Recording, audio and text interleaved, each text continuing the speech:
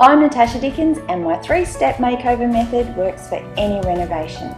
And it's designed so you can DIY too.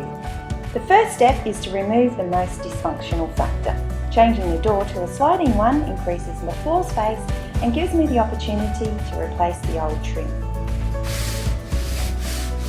After an electrician moves the light switch, it's time to prep and paint.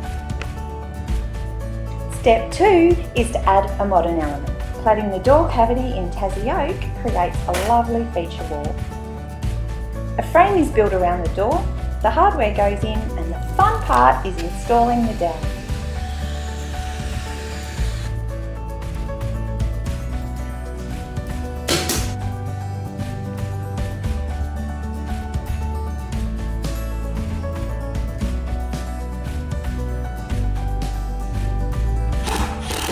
And step 3 is to improve the function. Designing built-in shelving creates storage and a display area.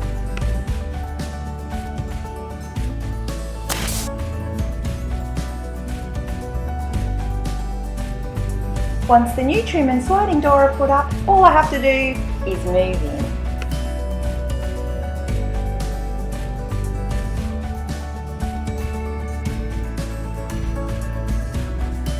And doesn't it look great?